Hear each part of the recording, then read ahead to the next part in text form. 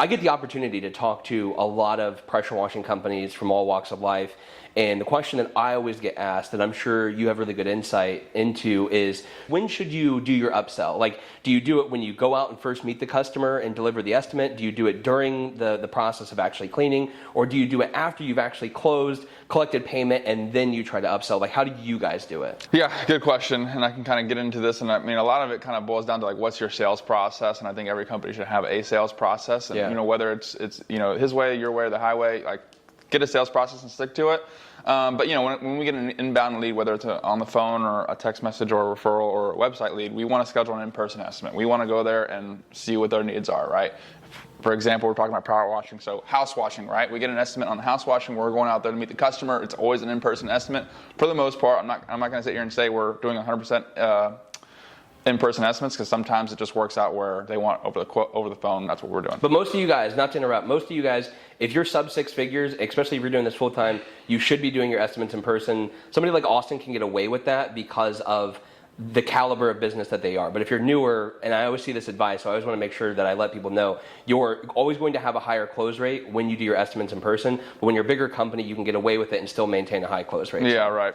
Yeah, so we're going there to talk about house washing. We're walking the customer on the property. Sometimes they've done power washing, sometimes they haven't. But you asked about, when should you ask for different level of service? Whether so if we're doing a house washing and I'm looking at the house and I see that it's noticeably dirty, but then I notice, hey, the windows. So a lot of times with customers, they seem to think that sometimes they think the windows come with the house washing, or they think that the house washing will clean the windows. And so a lot of times when we're on the property, and I can kind of get into different services here, but like, hey, Mr. and Mrs. Customer, we're going to clean the house. It's going to look fantastic for you. I will say that windows are pretty dirty. Now, the windows will look better, but because we are using hard water, it does come through your spigots and whatnot. There will, the windows will look better. We don't get too many complaints on this, but if you want these windows to be perfect, what I would suggest is allowing us to come through with a spot-free window clean where we can mop and squeegee these windows. Would that be something that you're interested in? Obviously, that would be an additional fee. So when would you bring that up? During the estimate process? I'm going to bring up several things around the house with the customer. I'm not going to tell them what the price is right then and there. Sure. But I'm going to gather information. So we are a full-scale exterior cleaning company, and this kind of goes back into what your sales process is. So whenever I go and meet a customer, I'm talking to them about my business, and I'm trying to find out what their needs are. Yes, I got the call about house washing, but I'm not going to go in there and launch in there about house washing. I'm knocking on the door, Mr. and Mrs. Customer, so great to meet you. Austin with Activate Pressure Washing. We're a full-scale exterior cleaning company. Let's walk around the property and let's gather some stuff. Let's see what we can really do for you. Okay. So we're there talking about house washing. We do windows and we do gutters. When's the last time your gutters have been cleaned? I'm asking questions. I think my job as a salesperson or as someone that's trying to go out there and get business is to really ask good questions. Mm-hmm. I was taught earlier in the car business, ask good questions, get good answers, right? So if you're asking good questions about when certain things have been done, you're going to get a lot of data. And I think from that data, you can kind of walk around to finish that estimate process and really kind of figure out what you want to present to your customer.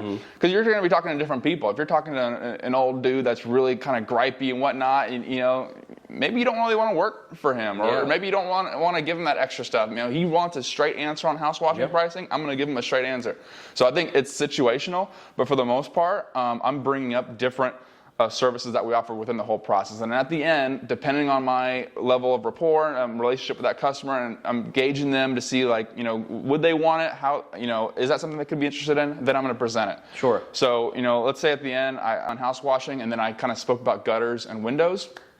I have my house washing price, which is what it is, and I say at the end, it's like, okay, we can say, Jeff, thanks for having me out here, with the estimate. Here's what we can do for you. The house washing, it's going to be, top to bottom, eaves, soffits, gutters, and fascias, all the way down to the foundation level. It's going to be this price. But hey, like I spoke about earlier, we're already here doing the house washing process, and I know you said that you would be interested in possibly getting the windows cleaned as well. This is what it would look like to do the windows, and because we're already here, look, we'll save on transportation costs. We can just do it while we're here. It'll be at a discounted rate because our guys are just going to come right behind the house washing and clean the windows. And hey, since we're already here, we can just get the ladder up there. We'll clean those gutters out for you. Right. And because like I said, we're already going to be here, and we can kind of bundle it up in this package.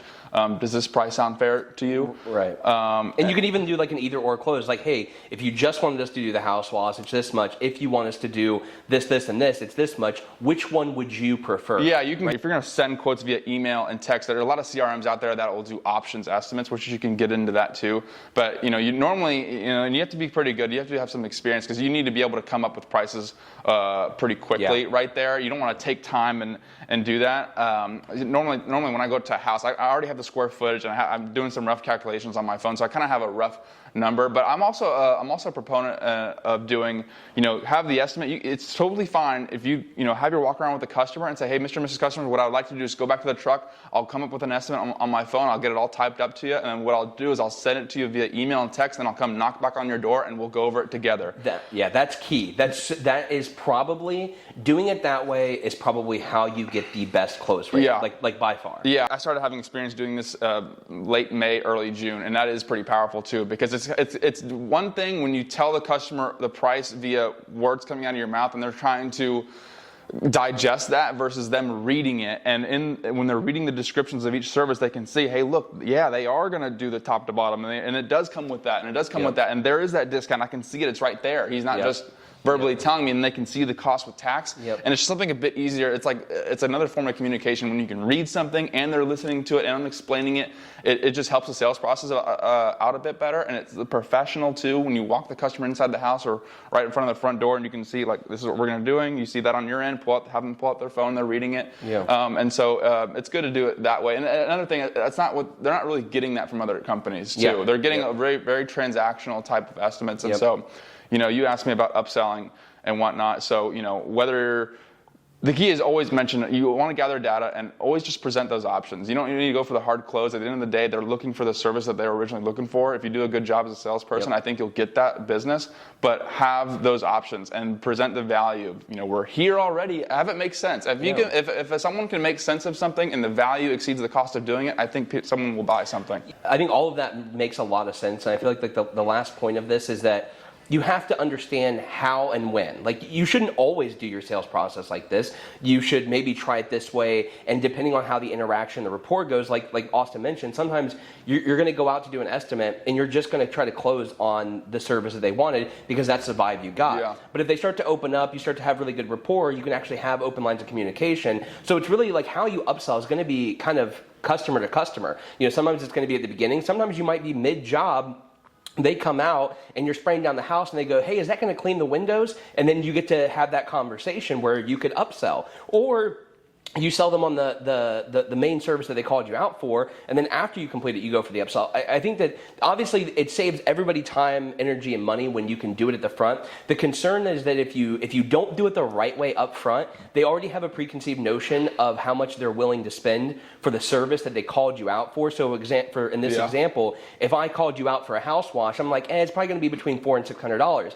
If you deliver me an estimate, and especially if you deliver this via email and text and you don't do it in person, and you send me a $1,200 estimate because we looked at the roof, the gutters, and the windows, I'm going to go, absolutely not. There's a company down the road that said that they would do my house for $300. This guy wants $1,200. And it's like, you could sit there and be like, well, yeah, because it has more stuff. But you weren't there to have that rapport and conversation. And so it's going to change depending on your interaction, which is why you should do your estimates in person if you can, because then you get those opportunities to build that rapport and potentially upsell. It's going to be very difficult to do that on the phone. And ultimately, what that means is you just take a lot of the power and control out of the salesperson when you're doing that. And especially when we're in a service business, we are providing a service. We are coming to that person's house. So certainly, if we're going to come perform a service at someone's house, we can certainly come to the house and deliver an estimate. Now, like a lot of stuff in the industry, you're wasting time and driving and whatnot, all this crap. I think if you take two different scenarios, the guy who's going to do it in person, because I don't need to get into why, but you get a lot of control and you're able to just take matters in your own hands and have an actual relationship with the customer versus, get a bid, set up something via email and text and just hope and pray, right? I think those two different scenarios right there, the increase in closing ratio from the guy who's doing it in person versus the text message, that's going to more than cover the cost and time. And I don't want to hear what's your time worth? Your time's worth nothing because you're not making any money, right? If you're just sending and not getting anything back.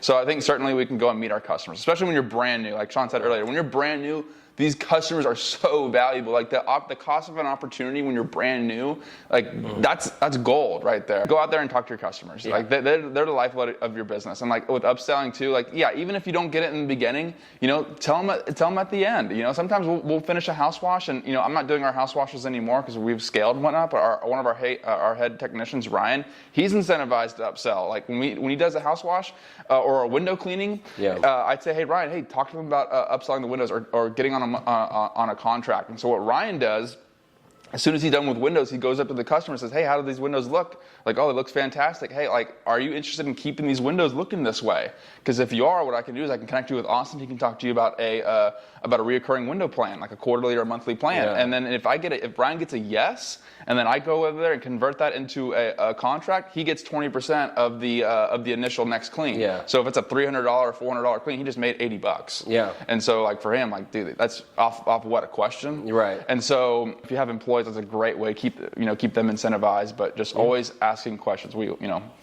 Yeah, I think that's definitely a good way to leverage like the upsell is. I think to kind of like wrap it up is really, you know, the answer to when should you upsell is it's going to depend. But primarily, if you can build a rapport while doing your in-person estimate and you can deliver it in an either-or method where it's like, hey, this is the service that I came out for, and after we spoke, we talked about these things. Which one would you prefer? That's probably going to be the most ideal way to do an upsell. Yeah. Right. So.